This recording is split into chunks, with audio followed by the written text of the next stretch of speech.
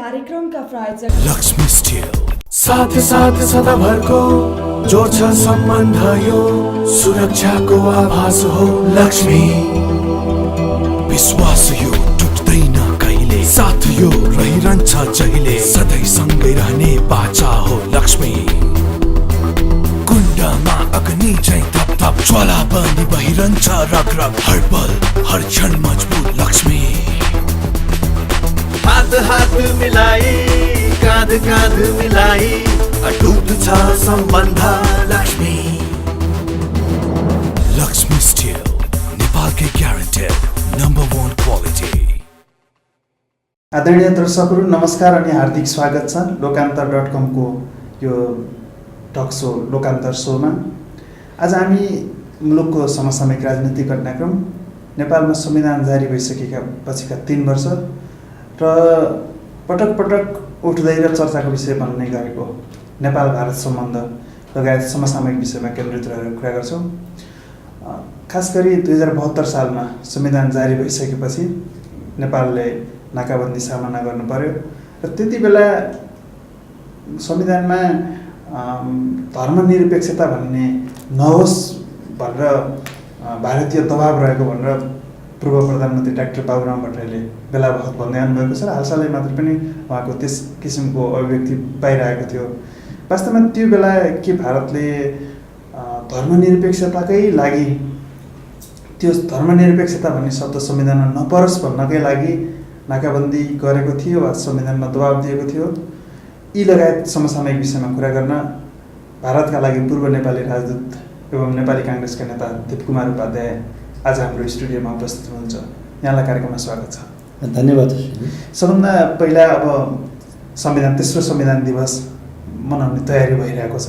यही पृष्ठभूमिमा केही समय अगाडि डाक्टर बाबुराम भट्टराईले जो संवैधानिक राजनीतिक संवाद समितिको सभापति पनि हुनुहुन्थ्यो, त्यो बेला भारतको चाहिँ कतै न कतै नेपाल चाहिँ धर्म सापेक्ष होस् अथवा धर्मनिरपेक्षता संविधानमा नलेखियोस् भन्ने दबाब थियो भन्ने कुरा गर्नुभएको थियो। त्यो बेला त यहाँ चाहिँ राजदूत पनि हुनुहुन्थ्यो, कतिपय कुराहरू त भारत सरकारले राजदूतसँग चाहिँ कन्सल्ट गर्थ्यो।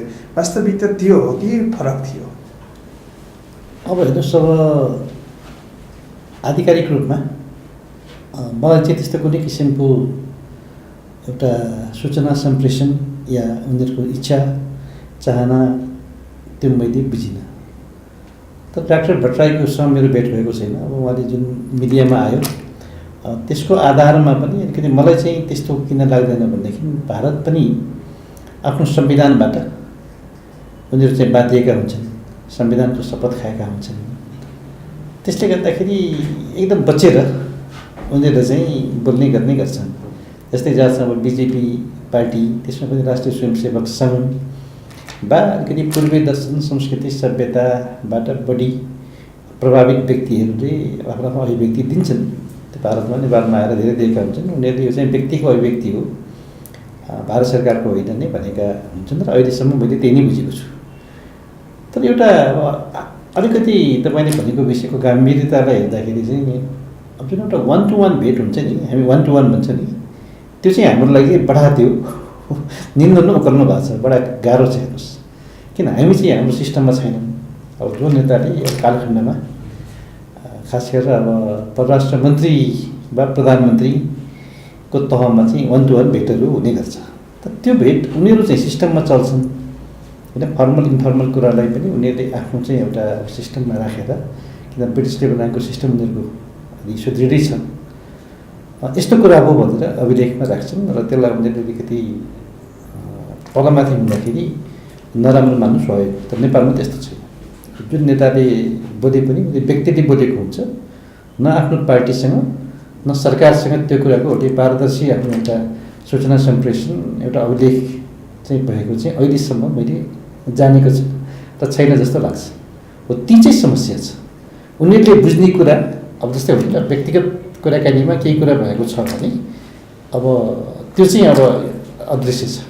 यी कुरा चाहिँ अब हामीले सुधार्नु पर्दछ र नेपालले खास गरेर परराष्ट्र नीतिमा, देशको सुरक्षा नीतिमा अब एउटा चाहिँ यसबाट एउटा परिष्कृत स्वरूपमा जानुपर्दछ र हामीले हिजोको हीनताबोध, लघुताभास, किन हाम्रा पनि त्रुटि छन्। यस्तो जुन मैले 1 to 1 को चाहिँ भेटको कुरा गरेँ वा अरू पनि हामीले यस्तै हुन्छ। अब सजिलोसँग हुन्छ भनिदिन्छ तर अन्तिममा गर्दैन।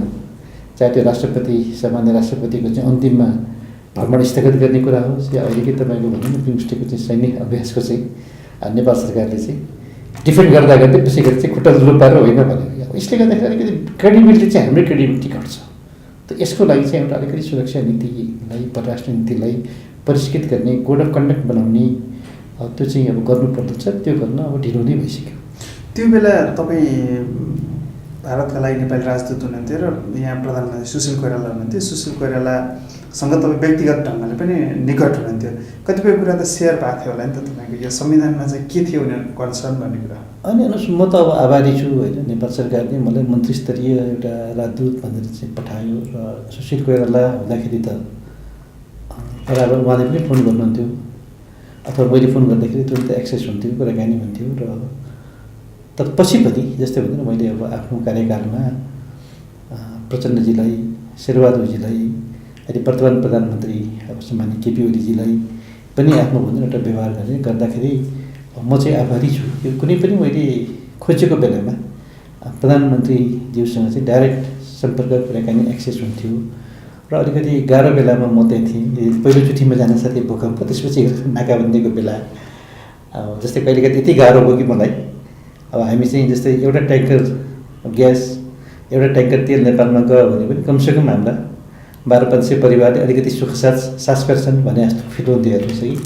तर त्यही बेलामा गएर चाहिँ हाम्रो कुनै मन्त्रीले चिनमा गएर चाहिँ अब 1/4 अफ द सप्लाई चाहिँ चिनबाट हुने भनेर एउटा एमओयू हो भनेपछि अब त्यो भारतमा त अब अलिकति चाहिन्छ बाहना होइन, त्यहाँको ब्युरोक्रेसी एकदम रिभोल्ट गर्ने। ल तपाईँ चाहिँ एम्बेसडर चाहिने यदि दिए भन्नुहुन्छ किन चाहियो अब त बाँकी उताबाट दिनुहोस्। अनि म चाहिँ अब साथीकार मैले भन्नुभयो थियो म त नेपालको राजदूत हुँ, मैले नबोलेसम्म नेपाल सरकारले आधिकारिक निर्णय गरेर तपाईँहरूलाई सूचना नआएसम्म यस्तो वायात कुरा गर्न पाउनुहुन्न। नेपाली जनताले के बेराएका छन् त नेपाली जनतालाई चाहिँ दुःखमा राख्ने यो नाकाबन्दी गरेको होइन भनेर दुःख दिने अधिकार छ र भनेर एक्लो लडाइँ लड्दै हेर्नुहोस्। अनि त्यो कुरा सोध्यो भनेदेखि नि तपाईँ जतिको मान्छेले त्यसै पठाएको होइन, अब तपाईँले गर्नुभएको छ गर्नुहोस् न, विवेक प्रयोग गर्नुहोस्, कसरी सरल हुन्छ सरल बनाउने गर्नुहोस् भन्नुहुन्थ्यो। त्यो मैले आफूले सकेको गरेँ। अब आफूले गरेको काम राम्रो गरेँ भन्न पनि म चाहन्न। अब त्यो एउटा हाम्रो चाहिँ खास गरेर अनुसन्धान गर्ने हाम्रा मित्रहरूले अनुसन्धान गर्ला त्यो ठिक बेठिक कस्तो हो होइन। मैले आफ्नो जाने बुझेसम्म विवेक प्रयोग गरेर जनताको राष्ट्रको एउटा हितमा काम गर्ने प्रयास गरेँ। त त्यस किसिमको एउटा भन्छन् अब कुनै भारत सरकारको तर्फबाट त्यो उनीहरूको कन्स्टिट्युसनल फ्रेमभन्दा बाहिर गएर कुनै कुरो भएको छैन र नेपालबाट पनि त्यस्तो चाहिँ प्रायः हुँदैन कि त्यसको बारेमा चाहिँ जस्तो दुवैतर्फका अलिकति कूटनीतिज्ञहरू परराष्ट्र मन्त्रालयहरू चुनाव हुने हुन्छ। 3 वर्ष पहिलाको अलिकति फ्ल्यासब्याक गर्दाखेरि चाहिँ त्यो बेला संविधानको विरोध, संविधान ल्याउनलाई र संविधान आइसकेपछि विरोध गर्ने शक्तिहरू अहिले चाहिँ तपाईँको सरकारमा वा संसदमा छन् र त्यो बेला तपाईँको एक प्रकारले उनीहरूलाई चाहिँ भारतको समर्थन रहेको भन्ने चाहिँ बाहिर आयो। जस्तो कूटनीतिमा विभिन्न थरी कुरा हुन्छ। यसको कन्फ्युजन के अहिलेसम्म पनि तपाईँको चाहिँ के कारणले गर्दाखेरि उनीहरूले संविधानको विरोध गरे, के कारणले नाकाबन्दी भयो भन्ने कुरा अहिलेसम्म पनि मान्छेहरू चाहिँ धेरै अन्यलमा छैन होइन। अनि हेर्नुहोस् यो अब समय लाग्छ अलिकति रिसर्च नै दुवैतर्फबाट राम्रो रिसर्च गरेपछि यी कुराहरू त आउँछ नआउने होइन, कुरा त प्रष्ट हुन्छ नि। जस्तै अब जुन मैले 1-to-1 को कुराहरू गरेँ हामी आफै हेऱ्यो भने हामीले त्यो बेला मधेसका पार्टीका नेताहरूले यो त हामीले चाहिँ अवरोध गरेको हामीले गरेको नाकाबन्दी भन्नुहुन्थ्यो नि त। अब हामी अहिले सत्तामा हुनुहुन्छ होइन, त्यो जवाब होइन तपाईँको। अनि त्यसपछि गएर म चाहिँ के भन्थेँ मतलब ठिक छ एक ठाउँमा त हाम्रो नेताहरूको प्रभाव भएको ठाउँ रोक्नु होला अरे। त्यस्तो ठाउँ त नेपाल र भारतको बिचमा सिमाना नि खुला सिमानामा हामीसँग 25औँवटा हामी चाहिँ सिमानाहरू छ। जस्तै वीरगन्जको सट्टा हामीले चाहिँ रक्सोलको बोर्डरको सट्टा भैरवा बा भन्नु न अब त्यसको चाहिँ पूर्व पश्चिम जताबाट सिफ्ट गरे पनि हुन्छ। त्यो गर्दा पनि त्यो बेला समय लाग्यो। त त्यसमा चाहिँ के भने अलिकति एउटा अब 1-to-1 हामीले मैले भेटघाटको कुरा गरेँ नि त्यसमा कहीँ न कहीँ अलिकति भन्नु अब केही एउटा कुरा हुने अब त्यो एउटा समझदारीमा बस्ने र भोलिगत परिणाम नआउँदाखेरिको चाहिँ अलिकति इगो हुन्छ नि, इगो प्रब्लमले गर्दाखेरि हो। अब त्यो कुरो अब हेर्नुहोस् विगतका कुरा भए कूटनीतिमा हामीले यी कुराहरूको अब संस्मरणमा राख्ने हो। अहिले पनि जस्तो भनौँ न ठिक छ अब उत्तरको मित्र राष्ट्रसँग हाम्रो चाहिँ अब अहिले बल्ल बल्ल गरेर पार गरेका कुराहरू चाहिँ प्रोटोकलको स्थितिमा पुगेको छ। त्यो त बाटो चाहे रेल होस् चाहे बाटो होस् चाहे कुनै पनि एयर कनेक्टिभिटी सुमधुर नभएसम्म आजको आजै त हुँदैन। तर हामीमा चाहिँ गल्ती के छ भन्दा मानौ एजिफ चाहिँ आजै चाहिँ भइसक्यो विकल्प हो तयार हो भनेर हामीले चाहिँ बढी घमण्ड बढी कुरा गर्न थाल्छौँ। त्यो होइन, समय लाग्छ हेर्नुहोस्। हामीले नि। र फेरि यो चाहिँ अब कूटनीतिक सम्बन्ध भनेको देशको चाहिँ एउटा तपाईँको कुनै पनि भने हामीले प्रगति भनेको चाहिँ निरन्तरतामा आधारित हुन्छ। यो सामान किनेको जस्तो पैसा चट्ट लिएर जानुहोस्, चेक वा आफ्नो चाहिँ क्यास बुझाएर ल्याउनुहोस्, त्यो होइन। त्यो चाहिँ विभिन्न चरणबाट बढी परिणाम हुन्छ। अब त्यति पनि हामी चाहिँ नबुझेर हामी चाहिँ बढी चाहिँ हल्लामा बढी चाहिँ तपाईँको भन्छ नि एउटा के भने सेन्सेसनमा जान्छौँ। त त्यसलाई पनि हामीले अलिकति पुनर्विचार गर्नुपर्दछ। र सरकार भनेको अभिभावक हो होइन, जो होइन नि त्यो त समयको अब चक्रमा भन्ने परिवर्तन भइरहेको छ। त आज अलिकति बलियो सरकार छ। यो पहिले पार्टी नमिल्दाखेरि हाम्रै पार्लियामेन्ट थियो, बहुमत पनि थिएन। अहिले दुईवटा पार्टी मिलेपछि एउटा अब बहुमत प्राप्त पार्टीको सरकार छ। अब अरू पार्टी मिसिँदाखेरि 2/3 बहुमत पनि हामी भन्छौँ। त त्यसले चाहिँ मेन्टेन गर्न सक्नु पऱ्यो, कन्टेन गर्न सक्नु पऱ्यो। त्यो उदारता, त्यो चाहिँ अलिकति भन्छ एउटा सद्भाव, त्यो आत्मीयता चाहिँ सरकारमा चाहियो। अभिभावकत्व ग्रहण गर्न सक्नु पऱ्यो। त्यो भयो भने हेर्नुहोस् अब धेरै हामीले मिस गऱ्यौँ नेपालले। हिजोसम्म त अब अस्थिरता थियो, एउटा बाहना थियो, राजनीति गर्न दिएन बाहना थियो होला। अब त केही छैन, अब त सिधै हाम्रो टाउकोमा थियो। चाहिँ पनि नेताहरूले कहिलेकाहीँ चाहिँ मलाई बडा दुःख लाग्छ। ल यहाँ त फेरि छद्म तत्त्व प्रवेश गर्न थाल्यो, अरू चाहिँ एकतावादी थाल्यो गरेर भन्नुहुन्छ है। अब अहिले पनि विलम्ब गर्ने त उहाँहरूको इच्छा शक्ति उहाँहरूमा चाहियो। उहाँले आफ्नो चाहिँ सबै कुराहरू खुरुखुरु आफ्नो समय अब उहाँले बनाएको क्यालेन्डर अनुसारको निरूपण गर्दै गएर देश जनताले परिणाम पाए त पुग्यो नि। त्योभन्दा बढी त के कसरी खोजेको छैन। अनि परिणाम नदिने अनि आफू चाहिँ इच्छा शक्ति नदेखाउने वा आफ्नो चाहिँ तपाईँको एउटा भन्छ नि अब सदाशयतामा वा आफ्नो एउटा अब उहाँले क्षमतामा चाहिँ अकर्मण्यता देखाउने अनि त्यसको चाहिँ दोष चाहिँ अरूलाई थपर्ने, त्यो प्रवृत्तिबाट चाहिँ जनता वाक्क छ। जस्तो यहाँले चाहिँ सुरुमा चाहिँ वामपन्थी सरकार जुन बलियो सरकार छ यसबाट अलिकति तपाईँ आशावादी जस्तो, काङ्ग्रेसका अरू नेताहरूले चाहिँ विरोध गर्दा पनि अलिकति आशावादी जस्तो देखिनुहुन्थ्यो। सरकारको 7 महिनाको काम कारबाही हेर्दा तपाईँ कति सन्तुष्ट हुनुभयो र सँगै यो परम प्रतिपक्षी दलको रूपमा चाहिँ काङ्ग्रेसको भूमिका कस्तो रह्यो यस बिचमा? अनि एउटा मेरो एउटै मात्रै सदाशयता के रह्यो भन्दा हामी अलिकति सकारात्मक हुनुपर्छ। किनभने नेपाल भूस्वर्ग हो। अब भूस्वर्ग हामीले बनाउन सकेनौँ। हाम्रो सम्पूर्ण युवाहरू भनौँ न आज बाध्यतावश पलायन हुन्छन् र विदेशीहरूले चाहिँ राम्रोसँग कसैले चाहिँ आफ्नो चाहिँ एउटा अब भिसा पोलिसीमा होइन उनीहरूले अब डिबी भनिदिएको छ, कसैले के भनिदिएको छ, कसैले स्कलरसिप भनिदिएको छ। हाम्रो एउटा तपाईँको क्रिम टाइम नि एउटा हाम्रो छोरा वा छोरीलाई हामीले युवा बनाउनको लागि परिवारको राष्ट्रको त्यत्रो खर्च हुन्छ। हेर्नुहोस् कि त्यो खर्च भएको चाहिँ त्यो जनशक्ति त अर्को देशको काममा उपयोगमा जान्छ। त्यो हाम्रो लागि अत्यन्त दुर्दान्त कुरा हो। त यो भयो भन्दैन अब सधैँभरि यसमा झगडा के ल ठिक छ यो भूस्वर्गको भएन त कसले गरेर भएन भन्दा हिजो ल हामी सबैले गर्न सकेनौँ म भनेर आफ्नो आफ्नो कमी कमजोरी महसुस गरौँ होइन। दिवंगत हुनेहरू त दिवंगत हुनुभयो, बचेकाहरूले म भनेर मैले वा हामीले कहाँ कुन कुरामा चाहिँ मिस गऱ्यौँ र हामीले वास्तवमा अलिकति नेपाललाई चाहिँ राम्रो गर्न सकेनौँ, अब गरौँ भन्ने एउटा भावना बनाऊँ। र सरकारले चाहिँ खास गरी अहिले प्रधानमन्त्रीजीको उहाँको भन्छ आफ्नो परिवार यताउता केही त्यस्तो छैन नि त।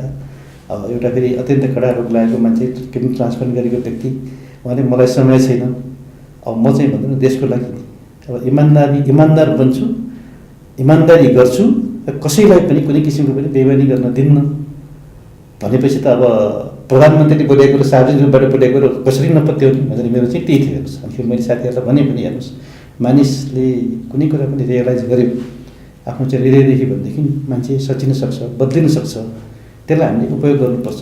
किनभने समय त फेरि बिच हेर्नुहोस् हामीले अहिले नेपालको आजको समय भनेको यो सरकार बल्ल बलियो सरकार बनेको छ। यसले परिणाम दिने हो, यो हल्लामा जाने होइन। तर अलिकति भन्नु म चाहिँ अब निकै सकारात्मक र उदार थिएँ। अनि बरु उहाँकै पार्टीका मित्रहरूले त देखाउने कुरा हो तपाईँ कति सोझो मान्छे, जस्तै आफ्नो गुट प्रवर्धन गर्ने कुरा, अब तपाईँहरूलाई सुनाउने कुरो यो हामीलाई सुनाउने कुरा, तर भित्र त्यस्तो होला र प्रश्न राख्नुहुन्थ्यो। अहिले यसो हेर्छु नियुक्तिहरू नि केही नियुक्तिहरू जस्तो भन्नु राजदूतको नियुक्ति हुन्छ तुरुन्तै कार्यान्वयन हुँदैन, विवादास्पद मान्छेहरू फेरि नियुक्तिमा पर्छन् अनि निर्णयहरू पनि त्यस्तै हुन्छ। अहिले शान्ति सुरक्षाको जस्तै हुँदैन जुन स्थिति छ अहिले हेर्नुहोस् त्यो त के भनेदेखि समग्र समाजको रिफ्लेक्सन न हो सुशीलजी। जस्तै भन्दैन अब प्रचण्डजीको भाषण सुन्छु उहाँले पनि ल यो त सुनियोजित षड्यन्त्र हो भन्नुहुन्छ। प्रत्येक दिनको यो हत्या बलात्कार वा यस किसिमका शान्ति सुरक्षाका घटना अरू तपाईँको भन्दा अनियमितताका घटनाहरू यो सुनियोजित षड्यन्त्रहरू होइन ती, यो त आए दिनको आजको चाहिँ तपाईँको घटना हो।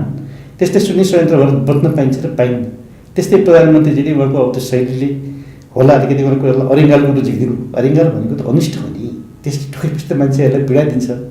अब कार्यकर्ताहरूले चाहिँ अधिकार बनाउनु भन्ने अब यस्ता कुराले असहिष्णुताका यी चाहिँ तपाईँको परिसूचकहरू चाहिँ राम्रा होइन। सरकार त बलियो सरकार छ, सरकारले त परिणाम दिने हो अनि सबैलाई तपाईँको जनताहरूले नि फिल गर्न पाएको नि त। आज हेर्नुहोस् अब हामी जति कुरा गरे पनि नि अब सिन्डिकेट हट्यो हट्यो हट्यो त्यत्रो हल्ला गऱ्यौँ, अब कहाँ हट्यो र के हुँदैछ भन्ने कुरा अन्यलमा छ। त्यस्तै तपाईँको जता हालचाल छ अब ऐन कानुनकै कुरा पनि तपाईँको हुँदैन, संविधान व्यवस्था हुँदैछ होइन। ऐन कानुन नि यत्रो अब बनायो भने अब अहिले हिजोको सरकारले बनायो भनेर भन्न पाइँदैन थियो। आजको सरकारले गल्ती त खाइममा छ। हेर्नुहोस् नेपाल मात्र यस्तो मुलुक हो जहाँ चाहिँ सबभन्दा सजिलो छ संविधान वा कानुन बन्छ। त्यो कुन एजेन्सी कता कताबाट के शक्तिको चाहिँ प्रेरणाबाट त्यो आउँछ र सबभन्दा सजिलो छ पास हुन्छ, तर कार्यान्वयन हुने गरेर बल्ल मात्रै झस्कन्छ। अब विदेशमा के हुन्छ भनेदेखि कानुन पास हुनुभन्दा पहिले, पार्लियामेन्टबाट पास हुनुभन्दा पहिले डिफ्रेन्ट स्टेजमा स्टेक होल्डरहरूसँग व्यापक छलफल बहस हुन्छ र त्यस्तै भन्दैन। अब त्यसको सेन्सिटिभिटी अनुसारले 2 वर्ष 4 वर्ष 6 वर्ष 10 वर्षसम्म लागेको इतिहास छ। एकचोटि छलफल भएर त्यो पारित भएपछि पनि लागु हुन्छ। अब नेपालमा चाहिँ सजिलो छ, लागु हुने बेलामा गएर प्रब्लम आउँछ। यो चाहिँ हेर्नुहोस् यसमा पनि अब सचिन जरुरी छ। हामीले यो के भनेदेखि हिजोका विगतका हाम्रा कमजोरी त्रुटिहरूलाई सच्याउनु जरुरी छ। अब संविधान त हामी सबैले मिलेर बनायौँ। हिजोका भन्दैन अब आजका जुन कानुन पनि सबैले मिलेरै पास हुने हो। पार्लियामेन्ट भनेको त आखिर त्यो भन्दा एउटा पार्टी मात्रै भन्ने कुरो हुँदैन, सबै जिम्मेवार हुनुपर्दछ। किन कुनै बलजफ्ती अब बहुमतले पास गर्यो भनेदेखि त्यसको जवाब चाहिँ सम्बन्धित सरकारसँग हुन्छ, पार्टीसँग हुन्छ।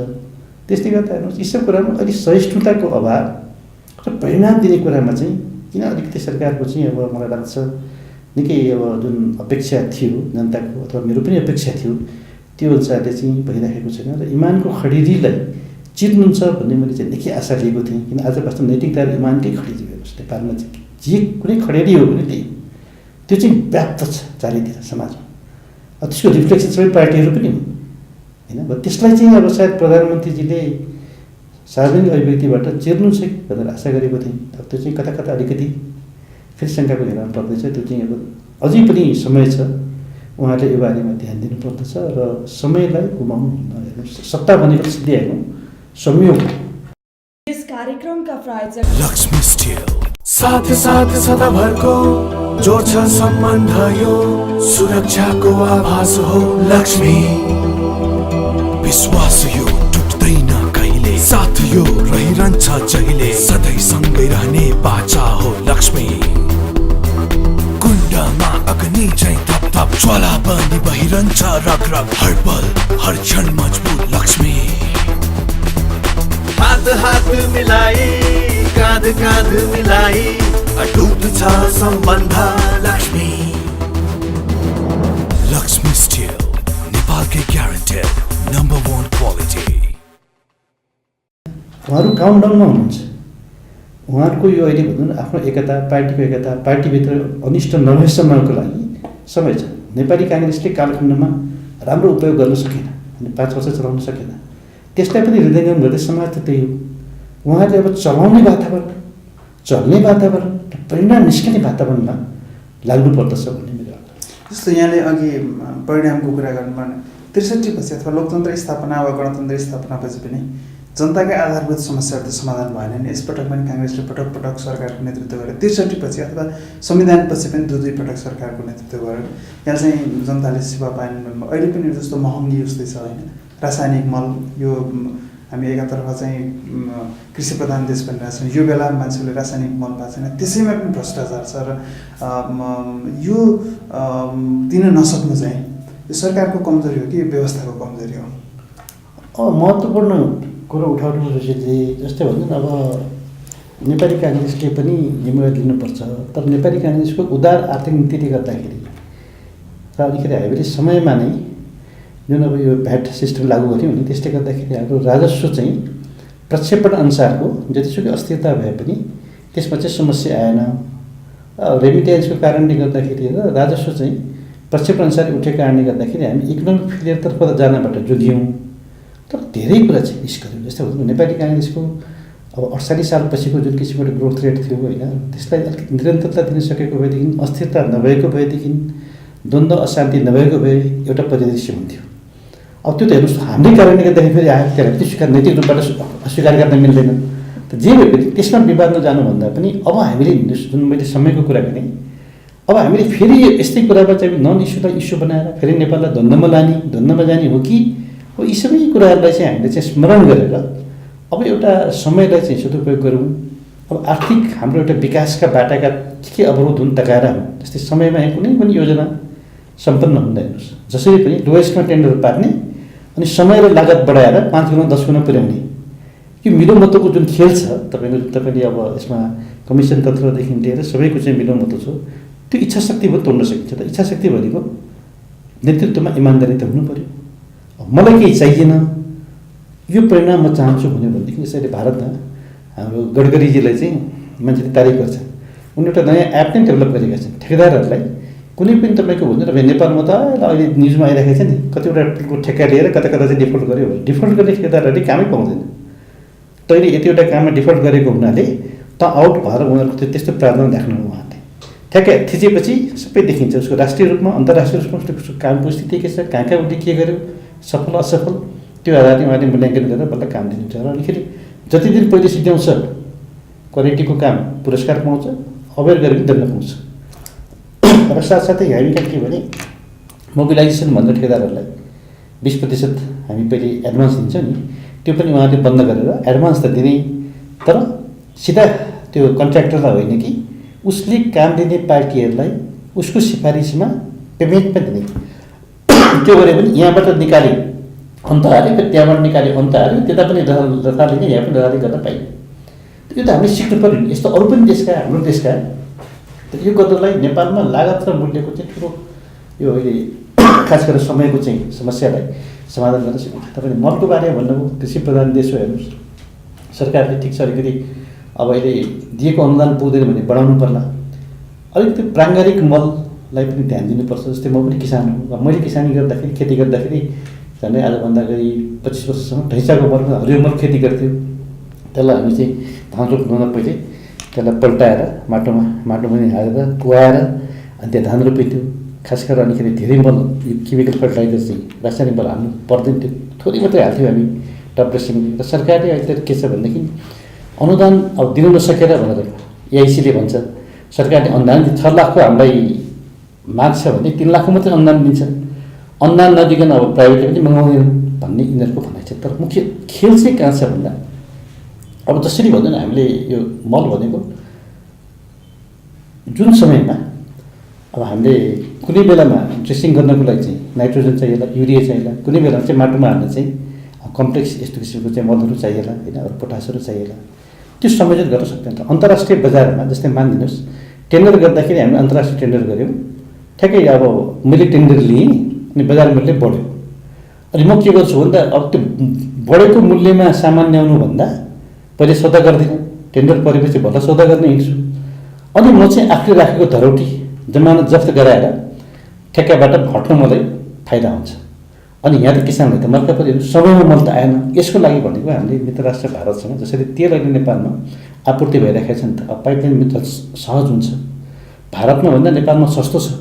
युपी र बिहारका मान्छेले त्यहाँ सरकारलाई गाली गरेछ, नेपाल सानो मुलुकले चाहिँ प्रति लिटर 12-15 रुपियाँ सस्तो बेच्छ, तिमीले मगो बेच्ने, तिमीले ठग्ने, तिमीले चाहिँ यत्रो दिने, त्यहाँ चाहिँ तपाईँको 12 बजाउँछ, त्यहाँको मिडियाहरूले कभर गरिराखेका हुन्छ यस्ता कुराहरू नि। मतलब यो के भनेदेखि त्यसभित्र पनि त 1 लिटर तेलमा कति एक्साइज सरचार्ज के तपाईँको भन्दा कर लिने भन्ने कुरा त सरकारको निर्णय हो।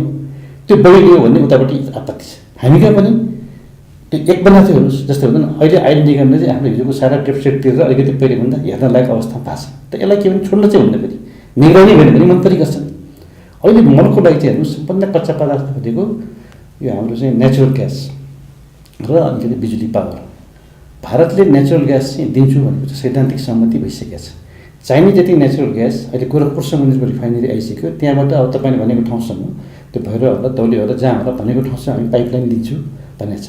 र अनिखेरि हामीले पनि उनीहरूलाई छलफल गर्दाखेरि म हुँदाखेरि प्रस्तावमा उसोदेखि नेपाललाई जति आवश्यकताको मल छ त्योभन्दा ठुलो कारखाना राखौँ, भारतले पनि लगानी गरोस्, ग्यास भारतले दिने ग्यारेन्टी गरेर हामीलाई चाहिने अरू खाना पकाउने ग्यास लगाएको थियो, ग्यास प्लस मल कारखाना चाहिने ग्यास चाहिँ दिने ग्यारेन्टी गरेपछि नेपाल सरकारले बिजुलीको पावरको चाहिँ सम्पूर्ण आफ्नो चाहिँ ग्यारेन्टी लिन्छ, लगानी पनि गर्न सकेको। दुईटै मिलेर गरौँ, G2G गरे पनि गरौँ, गभर्मेन्ट टु गभर्मेन्ट वा B2B भनेको बिजनेस टु बिजनेस, नेपाल सरकारको कम्पनी र भारत सरकारले सिफारिस गरेको कम्पनीहरूको बिचमा उनीहरूले गर्छन्।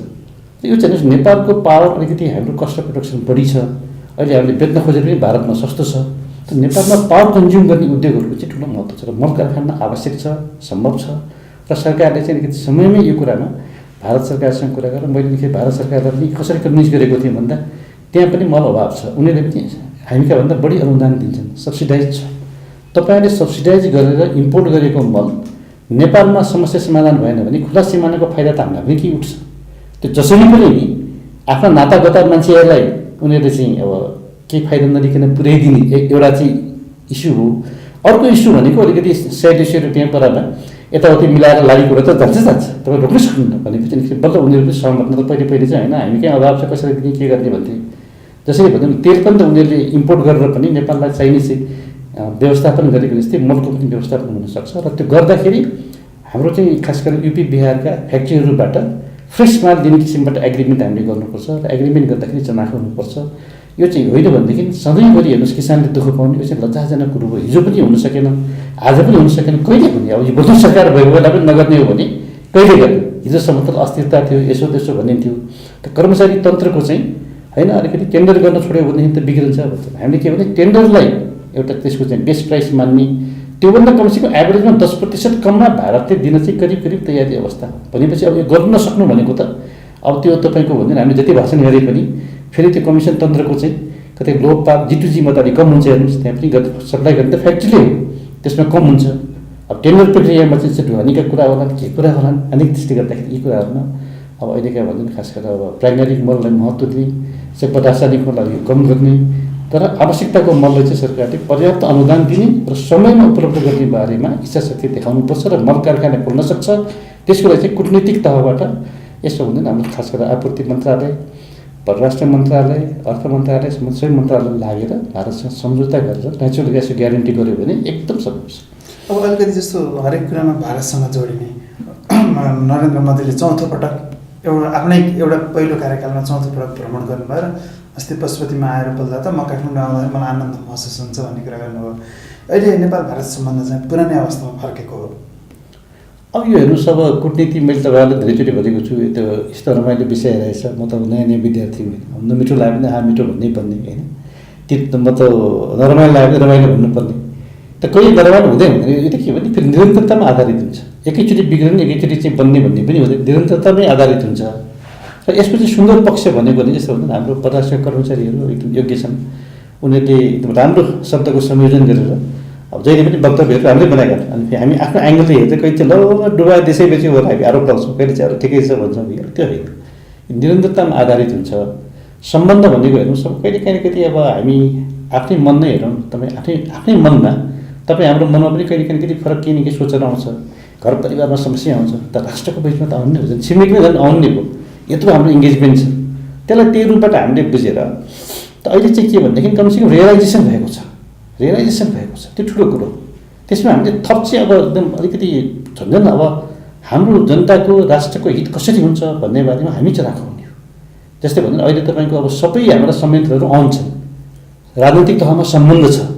जस्तै भन्दा अब राजनीतिक तहमा हामीले कुरा राख्यौँ, अब विराटनगरको सम्पर्क बन्द भयो नि, त्यस्तै सीमाका विवाद दुनियाँका जे विवाद छन् त्यसलाई पनि प्रमाणसहित हामीले चाहिँ टेबलमा कुरा राख्न सक्नु पऱ्यो। सम्बन्धित तहको कुरा गर्छ, जलमार्गको कुरा भारतले हिस्सा नमानेकै हो, तल्लो पानीको तटीय अधिकार कुरा नमानेकै, अहिले त मानेको छैन। त मानेको बेलामा त हामी के भनेदेखि त्यो हिनता बहुत लघुतावासलाई हटाएर पानीको प्रबन्धन मेजर इस्यु हेर्नुहोस्। अहिले युपी र बिहारमा चुनाव छ, अहिले नेपालले आँट्ने हो भनेदेखि त हामीले भने धेरै कुरो गराउन सक्छौँ, किन उनीहरूलाई अहिले चाहिँ खाँचो छैन, भोलि नहुनसक्छ। युपी र बिहारको जनताहरूलाई हामीलाई जस्तै म त त्यही क्षेत्रको मान्छे है, नजिकको मान्छे, बोर्डरको मान्छे, म गएको बेला मलाई भन्थेँ पनि नमिठोसँग भन्थेँ, अरे तपाईँहरू आफू गर्नुहुन्छ हामीलाई गर्नुहुन्छ, जे पीडा तपाईँको त्यही पीडा हाम्रो।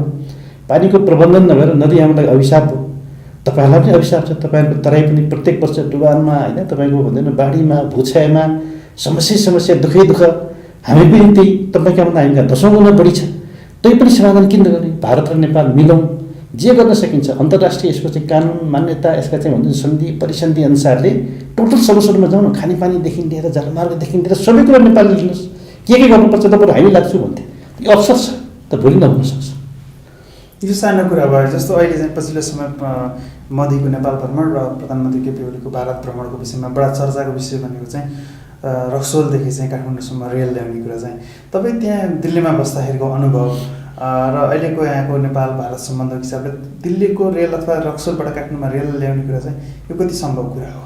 अनि हेर्नुहोस् तपाईँ हामीलाई यो थाहा छ किनभने भूगोलको यति हामी जानकार छौँ कि भारतसँगको सिमाना भनेको सरल छ सहज छ भौगोलिक जुन अब त्यसको बनौट छ नि सहज छ भने उत्तरको चाहिँ अलिकति तपाईँको गाह्रो छ टिबेटन प्लाटो अनि त्यसमाथि खेर यो भूकम्पपछिको चाहिँ हाम्रो चाहिँ हिमालयन रेन्जको चाहिँ अवस्था पुरा नाजुक छ चाहेर पनि त्यहाँ त अब ल्यान्डस्लाइड हुने कि माउन्टेनै सिफ्ट हुन्छ स्लाइड गर्छ त त्यो अवस्थामा अलिकति जटिल छ त त्यसले गर्दाखेरि भारत सरकारको कार्यक्रममा चाहिँ बडनीबाट हाम्रो चाहिँ कृष्णगढको बोर्डरबाट उनीहरूले काठमाडौँसम्म ल्याउने भनेर त त्यो चाहिँ हामीले चाहिँ अब किन देखाउन सकेनौँ म त अब गर्नुपर्छ भन्थ्यौँ किनभनेदेखि नेपालको लुम्बिनीमा त विवाद होइन अलिकति विवाद भनेको कपिलवस्तुमा अब 4वटा मानस बुद्धमध्ये 3टा मानस बुद्धको चाहिँ जन्मथलो कर्मथलो भएको त्यो ठाउँ जोड्दै ल्याउने कुरामा अझ हामीले राम्रै थियो त हामीले नै अनिच्छा देखायौँ त्यो अहिले हटेर अहिले चाहिँ रक्सोलको कुरा आयो यो त के पनि मैले भने तपाईँले एकै दिन हुने कुरा होइन यसो गरेर फेरि बल्ल अब यसको चाहिँ अलिकति प्रारम्भिक सर्वेक्षण त्यसै गरेर डिटेल चाहिँ प्रोजेक्ट रिपोर्टहरू बनाउने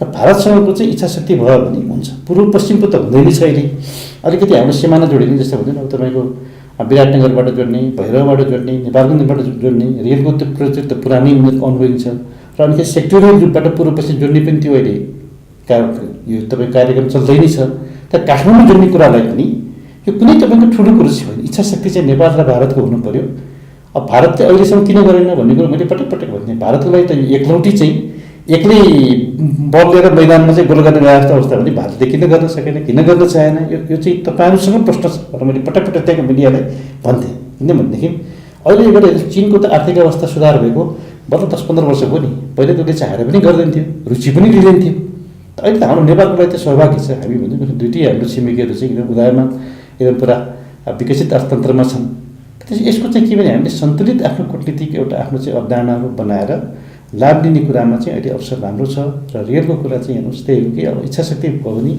अब भारतबाट रेल ल्याउने कुरालाई चाहिँ त्यति बिघ्न भौगोलिक वा प्राकृतिक तपाईँको अवरोधहरू छ कम छ तर पनि उत्तरबाट अलिकति अवरोध हुँदाहुँदै पनि कठिनाइ हुँदाहुँदै पनि उनीहरूले आँट गरेका छन् त्यो राम्रो पक्ष हो होइन हामी प्राविधिक अलिकति कठिनाइ छ तैपनि हामीहरूले चाहिँ स्पेसल टेक्नोलोजीबाट हामी यसलाई गर्छु भनेका छन् अब कति वर्ष लाग्छ कति समय लाग्छ त्यसको चाहिँ भोलिको मोडालिटी के हुन्छ लगानी के हुन्छ प्रतिफल के हुन्छ इकोनोमिक्स के भन्छ यी सबको पछिको त आजै हामी के बहस गर्छौँ चिनको रेल पहिले कि भारतको रेल पहिले अब त्यो कहाँ कुनै कुरो छैन कुनै कुरोको तयारी भएकै छैन होइन जलमार्ग पनि जस्तै हुँदैन पटनासम्म उनीहरूको नि अब तपाईँको पानी जहाज आउँदैछ उनीहरूले पटनामा कालुघाट पोर्टलाई अब चाँडै उनीहरूले खोल्दैछन् त्यहाँबाट नेपाल नजिक पऱ्यो अब उनीहरूले भारतले सदास्यता देखाएर नेपालको सिमानासम्म चाहिँ आफ्नो नदीलाई अलिकति उनीहरूले चाहिँ व्यवस्थित गरिदियो भनेदेखि तर हामी अलिक भित्रसम्म कहाँसम्म सकिन्छ नेपालसम्म त अब त्यो भनेर हल्का खालको पानी जहाज ल्याउनु ठुलो कुरो छैन यो सब प्रविधिले नि जहाँ प्रविधिले दिन्छ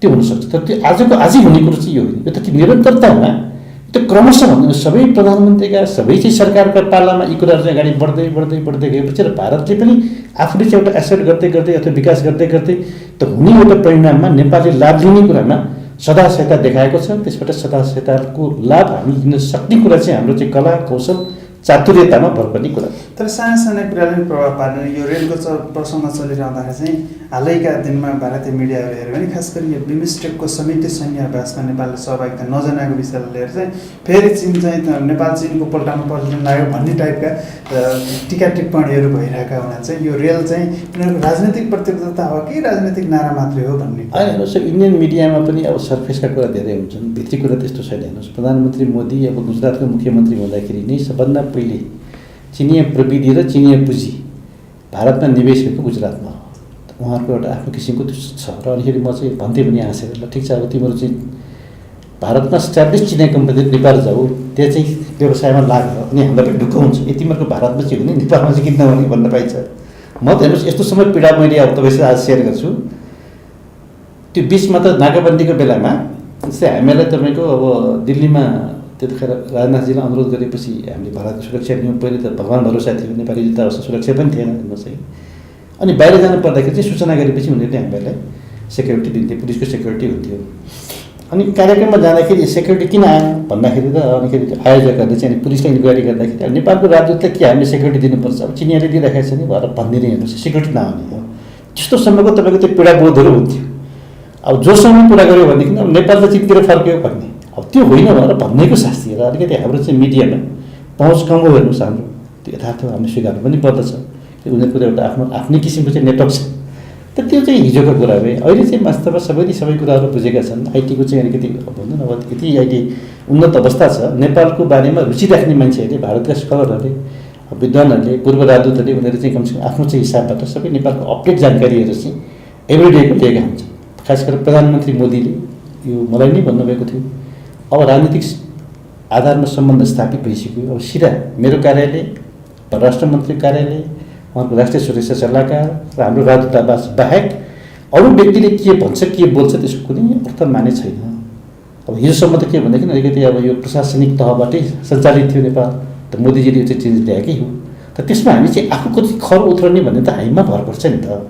हामी यो कुरा सबै छोडेर फेरि पुरानै संरचनामा, पुरानै तपाईँको अब एउटा आफ्नो चाहिँ भन्दैन व्यवहारमा, विश्वासमा, सङ्गतमा भर पर्ने हो भनेदेखि त त्यो अब अरूले यसलाई चाहेर पनि हामी सोचिन सक्दैनौँ। जस्तै हुन्छ नि नेताहरू गएको बेलामा तपाईँले सायद अहिले त्यही भन्नु पनि खोज्नु होला। अब अझै पनि भन्छ नि म चाहिँ कसैलाई नभेट्नुहोस् है, यो अलिकति एजेन्सीका मान्छेहरूलाई भन्छु लुकीछिपी यसो मेरो पनि गैर जानकारीमा भेटिदिने। अब त्यति गर्दाखेरि अब म त भेटिदिने त्यो त आफ्नो कुरो हो। अनि भारतमा गाह्रो हो भनेदेखि चाहिँ अब ब्याङ्कक सिङ्गापुर गएर पनि भेट्ने यो चलनको र यो जुन वान टु वान भेटलाई पनि हामीले व्यवस्थित पारदर्शी आफ्नो एउटा तपाईँको भन्नु संयन्त्रमा नराखुन्जेलको यो पीडा, यो हिंसाबोध दौतावासबाट चाहिँ हामी मुक्त हुन सक्छौँ। उपचारको नाममा चाहिँ ब्याङ्कक जाने अन्त यहाँले केही दिन अगाडि एउटा अन्तर्वार्ता पनि भन्नुभएको थियो नेपालका नेताहरूले अहिले पनि दिल्लीमा लुकी छलफल गर्ने, सिङ्गापुर र ब्याङ्ककमा पनि त्यस्ता रहस्यमय पात्रसँग भेट गर्ने भन्ने कुरा अहिले पनि हेर्नु न। पूर्व राजादेखि लिएर काङ्ग्रेसकै सभापति शेरबहादुर देउवाको उपचारका लागि चाहिँ सिलसिलामा त्यहाँ जानु भन्दाखेरि जस्तो अहिले पनि मोदीले चाहिँ राजनीतिक तवरमा वार्ता गरौँ भने पनि अहिले पनि खुफिया एजेन्सीसँग हाम्रो नेपालका नेताहरू प्रभावित छन्। अब हेर्नुहोस् मानव स्वभावको पनि अब एउटा कारण होला। हेर्नुहोस् एक कुनै कालखण्डमा तपाईँ म एउटा कुनै कुरामा हामी नजिक छौँ भनेदेखि त अब त्यो सम्बन्धले चाहिँ नि बेला बेला सताउँदो होला होइन। मान्छे त्यो भेटघाटलाई पनि सधैँ या इन्कारने सायद नैतिक साहसको कमी हो कि मैले चाहिँ अब कमी अब तपाईँहरूले चाहिँ आँट्नुपर्छ भन्छु म चाहिँ होइन। हिंसाबोध दौतावासबाट देशलाई मुक्त गर्नुहोस्। अब यत्रो बलियो सरकार छ, हामी आफूले देशभित्र नि सुरक्षा नीति, परराष्ट्र नीति हाम्रो यो हो भनेर भनौँ। भोलि जो मन्त्री होस्, जो प्रधानमन्त्री होस्, जो सरकारमा होस्, अब हामी यसबाट दायरामा गर्दैनौँ भन्नु त हाम्रो हाइट कहाँ पुग्छ? त्यो नभनुन्जेलको त्यो व्यक्तिको एउटा आफ्नो अलिकति भन्दैन अब त्यो के अब मलाई लाग्दछ कमी कमजोरीमै यी कुराहरू चाहिँ हुन्छ। हेर्नुहोस् आकलन म कसैको पनि नाम लिन चाहन्न होइन, आदर गर्छु, सम्मान गर्छु। सुधार्नुपर्छ, सुधार्ने कुरालाई गल्ती भयो भन्ने महसुस गर्छौँ भने मानिस मात्र यस्तो प्राणी हो जसले चाहिँ नि त्यो कुरो महसुस गरेपछि सुधार्न सक्छ। त्यो सुधार्ने नसुधार्ने इच्छा शक्ति देखाउने अब त्यो त हेर्नुहोस् अब पात्रहरूमाथि भर पर्छ। तपाईँले मैले चाहेर त हुन्न, हामी त भन्छौँ यो सुध्रियोस्। त सुधार्नको लागि चाहिँ म चाहिँ आग्रह गर्न चाहन्छु अझै पनि नि सम्बन्धित सबै अहिले भन्छौँ कमसेकम ओडामा बस्ने मान्छेहरूले चाहिँ त्यो साहस देखाउनुपर्छ। अब हामीले त्यो हिजोको कुरा चाहिँ हिजोको कुरा हो। अब नयाँ कुरामा चाहिँ नेपाललाई हामीले एउटा कमसेकम नि अब एउटा भन्छ न नेपालीको स्वार्थ, नेपालीको हितलाई एउटा तपाईँको जे जति पनि हाम्रो अनुभव छन्, ज्ञान छन्, सिप छन्, दक्षता छन् एक ठाउँमा राखेर त्यसले एउटा सोच बनाएर त्यो बनेको सोचलाई चाहिँ राष्ट्रिय सोच, राष्ट्रिय दृष्टिकोण, राष्ट्रिय हाम्रो चाहिँ एउटा अब यो नीति हो भन्ने आधार बनाउन सक्यौँ भने अत्यन्त ठुलो देशको कल्याण हुन्छ। राजनीतिक रूपमा अझै पनि भारतबाट चाहिँ भन्न अलिकति प्रभावित जस्तो देखिने नेताहरू चाहिँ त्यहाँबाट आशीर्वाद लिन खोइ जस्तो देखिने चाहिँ प्रवृत्ति चाहिँ अझै पनि त्यो नेपाली राजनीतिको मनोविज्ञानमा कतै न कतै बाँकी छ होइन। त्यो त हेर्नुहोस् अब चिनिया मित्रहरूले मलाई दिल्ली भन्दाखेरि भन्थ्यो कि हामी सबै कुरो गर्छौँ तर भूगोल बदल्न सक्दैनौँ। अब यो तपाईँहरूको चाहिँ एउटा भौगोलिक सुगमता छ भारतसँग होइन। तपाईँको नेपाली भारत जनताको चाहिँ यो कुरा सिमाना गर्दाखेरि हाम्रो आफ्नो किसिमको चाहिँ एउटा सांस्कृतिक परिवेश छ होइन।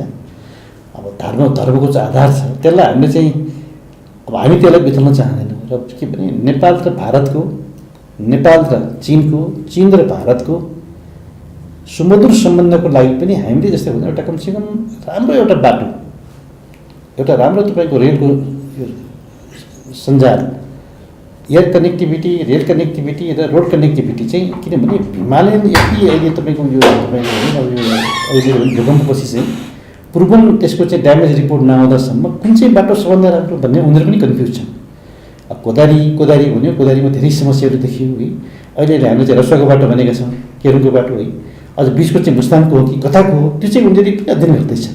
एउटा चाहिँ प्रुभन बाटोमा हामी राम्रो लगानी गरेर अहिले मित्र राष्ट्र भारतले पनि अब मलाई लाग्दछ 1.5 वर्षमा उनीहरूको राजमार्गबाट हाम्रो सिमानासम्म उनीहरूले पनि अहिले 4 लेनको सकेनन्, उनीहरूले 2 लेनको चाहिँ विथ बाइपास त्यो बाटो बन्ने चाहिँ राम्रो स्तरीय बाटो, त्यो गडकरीजी नै राम्रो काम गरिरहेका छन्। हामीले चाहिँ विभिन्न ठाउँबाट 6 ठाउँबाट 6 लेनकै बाटो हामी हाइवेबाट बनाउँदैछौँ।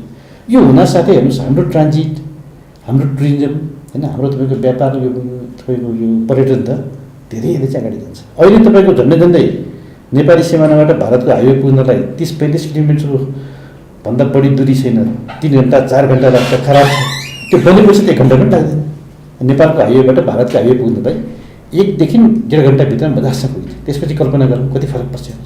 हाम्रो नेपालको तराईबाट 1 घन्टाको डिस्टेन्समा जहाँ माथि गयो त्यहीँ चाहिँ हिल स्टेसन छ, धपधपी गर्मीबाट उड्नुपर्ने चाहिँ ओड्नुपर्ने ठाउँमा पुगिन्छ। त यो धेरै सम्भावना छ, हाम्रो सम्भावना धेरै छ। यसलाई हामीले पोजिटिभली सरकारले चाहिँ सोच्ने हो, काम गर्ने हो, परिणाम दिने हो। अब यहाँ चाहिँ हल्लैमा अलिकति बढी समय गइरहेको छ, उहाँले चाहिँ परिणाम दिनुपर्छ। अन्त्यमा अब हालै मात्रै नेकपाका एकजना अध्यक्ष पूर्व प्रधानमन्त्री प्रचण्डले दिल्ली भ्रमण गर्नुभयो। यो भ्रमणको उद्देश्य के हो? अब हेर्नुहोस्, अब अहिले हामीले चर्चा गऱ्यौँ होइन, यो त वास्तवमा पहिले हङ पार्लियामेन्ट थियो, 2टा पार्टी अब नेकपा एमाले र माओवादी केन्द्र मिलेपछि एउटा पार्टी अब यो नेपाल कम्युनिस्ट पार्टी बनेपछि बहुमतको सरकार हो। त्यो बहुमतको सरकारको चाहिँ एउटा प्रमुख पात्र उहाँ र त्यसपछि नेपालको पिस अर्को एउटा फेरि यसको डाइमेन्सन के छ भन्दा नेपालको पिस प्रोसेस पनि युनिक छ। यति छोटो समयमा यदि तपाईँको यति कम तपाईँको भन्दा नोक्सान भन्छु म, खास गरेर आर्थिक चाहिँ नोक्सानमा होइन, तपाईँको जनधनको दुइटैको नोक्सानमा नेपाली मनमतले यस्तो मन हो कि जसले आम्ने सामने लडेका शक्तिहरूले पनि नि ठिक छ मलाई त यो दुःख पऱ्यो, मैले त यदि परिवार गुमाएँ, नोक्सान भयो भने तर अर्कोले नभयोस् भन्ने जुन सहिष्णुता, सद्भाव, करुणा त्यो चाहिँ हेर्नुहोस् नेपाली मनमा मात्रै छ। त्यसैले गर्दाखेरि नेपालको पिस प्रोसेसले चाहिँ अलिक सेफली यहाँसम्म आउन सक्यो। हामीले संविधान बनायौँ, संविधान सभाबाट 3 तहको चुनित चाहिँ बेपत्ता आएको कुरा, मेलमिलाप आएको कुराहरूलाई पनि ल्यान्ड गर्न सक्यो भने नेपालको चाहिँ नयाँ परिचय हुन्छ। त्यो नयाँ परिचय पनि एउटा प्रचण्डजी चाहिँ एउटा विशेष पात्र। उहाँले चाहिँ यो मैले पटक पटक भनेको छु, झिँगेडाउमा लाग्नुहुन्न। उहाँले त्यसलाई चाहिँ मात्रै अलिकति लिनु हो भने उहाँ त विश्वमा एउटा के भन्दाखेरि नि एउटा आफ्नै किसिमको चाहिँ नेपालको छवि बन्छ, सबै नेपालको बन्छ, उहाँको त विशेष बन्छ। अब गिर्जाउ पनि रहनु भएन, उहाँ चाहिँ जीवित पात्र भएको नाताले उहाँको चाहिँ महत्त्व त्यहाँ पनि छ। नेपालका नेताहरू भारतमा आशंका बढी भने नि किन होला? अब त्यो हेर्नुहोस्, मैले हिजो भने त हिजोको जुन अब हाम्रो चाहिँ आफ्नै क्रियाकलापले गर्दाखेरि, संलग्नताले गर्दाखेरि, अब जुन सम्बन्धले गर्दाखेरि, त्यो राम्रा नराम्रा सम्बन्धले गर्दाखेरि त्यो हिंसाको लघुतावास हो। त्यसमा अब उहाँले के भने सन्तुलित चाहिँ कति गर्नुहुन्छ। भारतमा जाँदाखेरि तपाईँहरू मिडियाका मान्छेहरू त एकदम उहाँले बोलेका चाहिँ शब्दका फेरि केस्ता केलाएर चाहिँ व्याख्या गर्नुहुन्छ।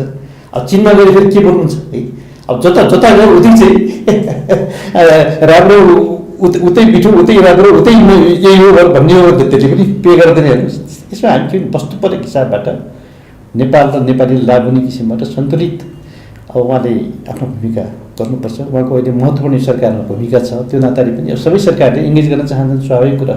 मित्र राष्ट्र भारतले पनि त्यत्रो महत्त्व दियो। प्रधानमन्त्री मोदी, राष्ट्रिय सुरक्षा सल्लाहकारले विशेष त्यत्रो चाहिँ घन्टौँ समय दिएर चाहिँ कुराकानी भयो, अझ 1-to-1 कुरा भयो। हेर्नुहोस् फेरि त्यस्तै चिन्नु पनि होला।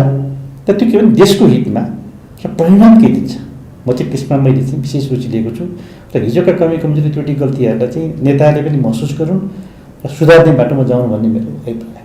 जाँदा जाँदा एउटा प्रश्न अहिले यति बेला चाहिँ चर्चाको विषय छ, निजगढ अन्तर्राष्ट्रिय विमानस्थल अझै पनि संसदमा चाहिँ यसको पक्ष र विपक्षमा आवाज आयो। कतिपय चाहिँ यो जब विमानस्थल बन्ने कुराले चाहिँ गति लिन थाल्यो, च्याउ उम्रे सरह चाहिँ यो विज्ञहरू चाहिँ आएर यो विमानस्थल नबनाऊ भन्ने कुरा गरिरहेछन् भन्ने कुरा आइरहेछ।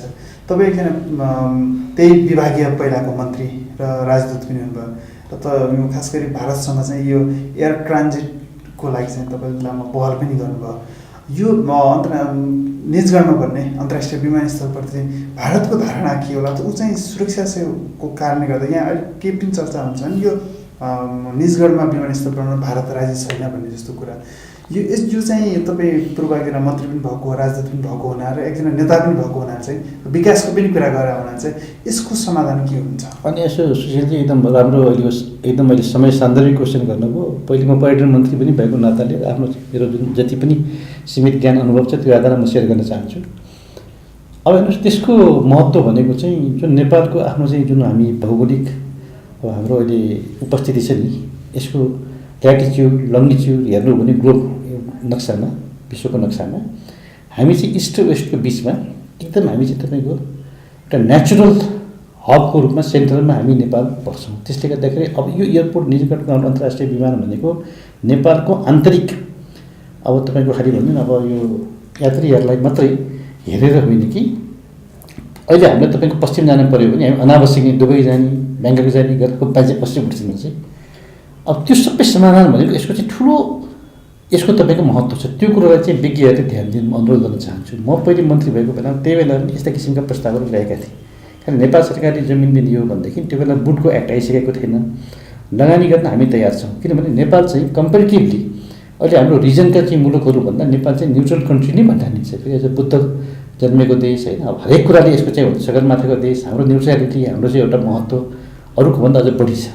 त त्यो रेटिङमा हामीले यसलाई चाहिँ इन्टरनेसनल एउटा चाहिँ इस्ट र वेस्टको बिचमा हब एयरपोर्टको रूपमा यसलाई गर्नुपर्छ। भनेको मतलब त्यहाँ अब एरो सिटीदेखि लिएर सबै सुविधाहरू फुल फ्लेजेड एयरपोर्टको परिकल्पनामा जानुपर्छ। सानो चित्त सानो मन गर्नुहुन्न। समयमा गरेन भने आज हेर्नुहोस् भैरव एयरपोर्टलाई समयमा हामीले अधिग्रहण गरेको भए हार्डली 3 अरब रुपियाँमा चाहिँ क्षतिपूर्ति पुग्थ्यो। समयमा नगरेर पटक पटक त्यो गर्दाखेरि झन् 30 अरब रुपियाँ चाहिँ क्षतिपूर्ति बढी लाग्यो। अनि मान्छेले ल त्यो एयरपोर्टको चाहिँ लागत बढ्यो भन्छ। त्यो त हाम्रो चाहिँ अदूरदर्शिता हो नि त।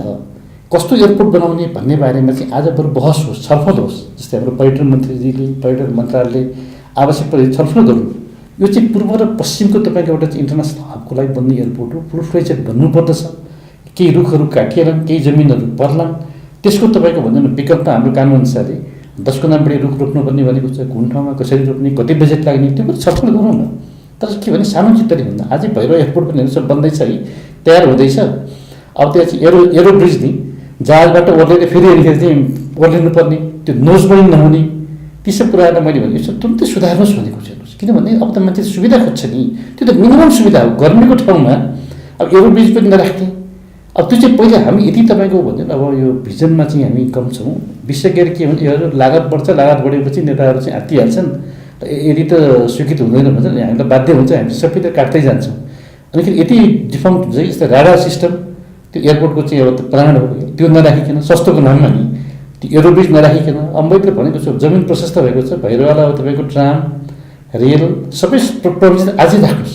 त्यस्तै अब निजगढको लागि त हेर्नुहोस् के भने इन्टरनेसनल फुल फ्लेजेड एयरपोर्ट त्यसको चाहिँ तपाईँको एरो सिटी सहितको पुरा सहरै बसाउनु पर्दछ। ठुल्ठुला होटलहरू आउनु पर्दछ। कमसेकम दिनको नि अब 25 त्यो त उनीहरूले चाहिँ क्यालकुलेसनबाट देखाउँछन् कति हजार यात्रीहरूलाई त्यहाँ तपाईँको हामीले भन्छ अब 6 घन्टा 8 घन्टा 10 घन्टा ट्रान्जिट हो भनेदेखि मजासँग होटल फेसिलिटी दिनु पऱ्यो। यो सबै कुरामा र अलिकति यसो सञ्चालन गर्ने जिम्मा चाहिँ हामीले सुरुदेखि नै अन्तर्राष्ट्रिय कम्पनीलाई दिनुपर्दछ। हामीले आफूले नजान्ने कुरामा हात हाल्दैन हुँदैन।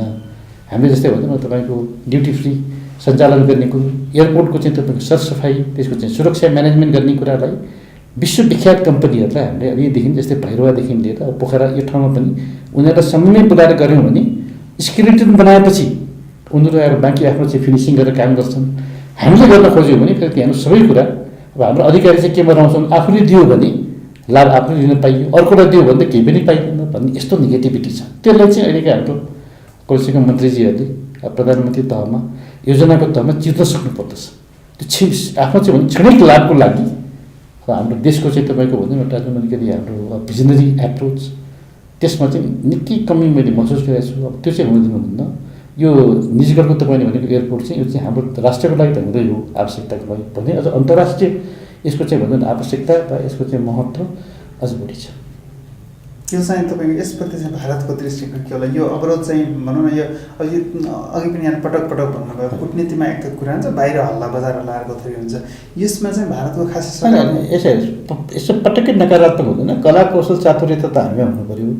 जस्तै हामीले अब तपाईँको खास गरेर अहिले जुन रुट अहिले हाम्रो छ नि पहिले एउटै मात्रै रुट थियो यो जुन सिमराको रुट थियो हामी प्रवेश गर्ने। अहिले तपाईँको पश्चिमतिर पनि अब थप बढाएको छ। अझ बढाउनुपर्छ हामीले भनेका छौँ। जस्तै अहिले पूर्व विराटनगरबाट र पश्चिममा नेपालगञ्जबाट पनि हामी चाहिँ प्रवेश गर्न पाउने निस्कन पाउने त्यो भएको छ। यो त बढ्दै जान्छ नि। हेर्नुहोस् अब यत्रो मोदीजीले नि अब हेर्नुहोस् अब सार्कको कमिटमेन्ट छ BBIनमा कमिटमेन्ट छ बिमस्टेकमा कमिटमेन्ट छ एयर कनेक्टिभिटीका चाहिँ यता कमिटमेन्टको बावजुद हामी हिन्दाबोध दगुताबाज भारतीय नदीलाई किन बस्ने? जस्तै हुन्छ नि बङ्गलादेशसँगको हाम्रो चाहिँ नि ट्रान्समिसन ग्रिडको लागि सडक मार्गको लागि रेल मार्गको लागि अब एक्सेस दिन्छु भनेको बेला त सबैले च्याप्पै मात्रै गराउन सक्नु पऱ्यो नि। त्यो गराउने बारेमा चाहिँ हाम्रो कम ध्यान हुन्छ। हेर्नुहोस् भारतको त के छ, भारत भनिदिन्छ उसलाई त नभए पनि आनन्दै छ। त्यो गराउनु त हामी लागि भुटान छटपटेको छ। भुटान छटपटाएर लौ न तपाईँहरूको चाहिँ अब विद्युत उत्पादन हाम्रो विद्युत उत्पादन मिसाउँ, बङ्गलादेशलाई चाहिँ राम्रो भाउमा ट्रेड गरौँ भन्छ। अब त्यो कति हामी लाग्नु पऱ्यो नि होइन। भुटान बङ्गलादेश नेपाल मिलेर विज्ञानमा अब भारतले गर्छु भनेको त कति हो नयाँ दृष्टिको नयाँ कमिटमेन्ट आएको छ। तर त्यो कमिटमेन्ट सैद्धान्तिक कमिटमेन्ट हुँदैन सबै कुरो हुन्छ भन्ने होइन। हामी चाहिँ भएपछि ल त हुने भोलि अब आज जस्तो लाग्दछ। यसका प्रक्रिया हुन्छ नि, हेर्नुहोस् यसका पद्धति हुन्छ। निजगढको बारे चाहिँ यो बुझाइ नै नेपालीहरूमा अथवा जसले विरोध गरिरहेको छ यो नेपालीहरूको लागि आन्तरिक मात्रै भन्दा पनि यो अन्तर्राष्ट्रिय हब बनाउन त्यसको लागि म चाहिँ यसको तपाईँको सार्थक रूपबाट सार्वजनिक बहस गर्न तयार छु। म विशेषज्ञ त होइन होइन। यो मेरो पक्षलाई पक्ष पोषण गर्ने विशेषज्ञहरू अन्तर्राष्ट्रिय रूपबाट पनि आएर गलत गर्छन्। नेपालको चाहिँ त्यत्रो तपाईँको यसको चाहिँ हामी हुनु न अब यसको जस्तै मान्छे यो हवाई जहाजको कस्तो छ भन्दा उड्दाखेरि आधा घन्टा 1 घन्टाको दूरी पनि कम भयो भने उनीहरूलाई त्यसले चाहिँ धेरै ठुलो फरक पर्छ। त्यो उडेको हेर्नुहोस्। हाम्रो चाहिँ एरोस्पेस युज गरेपछि रोयल्टी हामीले बढी पायौँ। हाम्रो एयरपोर्टमा आएर चाहिँ उनीहरूले ल्यान्ड गरेपछि त्यसको धेरै हामीले चाहिँ त्यसको चाहिँ रेभेन्यूहरू पायौँ। त्यो अकल पनि फाइदा छ नि त। सोच चाहिँ त्यहाँ रहनु पऱ्यो। हो त्यसको लागि चाहिँ भारत अवरोध हुन सक्दैन, गर्नै सक्दैन। नैतिक आधारै छैन। अब हामी आफै हिंसाको लघुतावासमा अब भारतले दिएन भने के गर्ने भन्ने हो भने त अहिले पनि भन्दैन भैरव एयरपोर्टमा अब भारतले देला कि नदेला भन्ने पनि धेरै छ। त्यो होइन, नदिएर सुकै पाउँदैन नि। अहिले हुँदा जस्तै गोरखपुरमा चाहिँ तपाईँको अब त्यो उहाँहरूको चाहिँ त्यहाँ अलिकति आर्मीको एयरफोर्सको चाहिँ बेस थियो। अब योगीजीले मुख्यमन्त्रीले अस्ति एक्चुअली मसँग भेट्दाखेरि भन्दै हुनुहुन्थ्यो होइन मैले त एयरफोर्सलाई चाहिँ अलिकति व्यवस्था गरेर टाढा पठाएर अब त्यहीँबाट बरु तपाईँको चाहिँ पोखरा सोखरा पनि सुरु गर्नु पऱ्यो।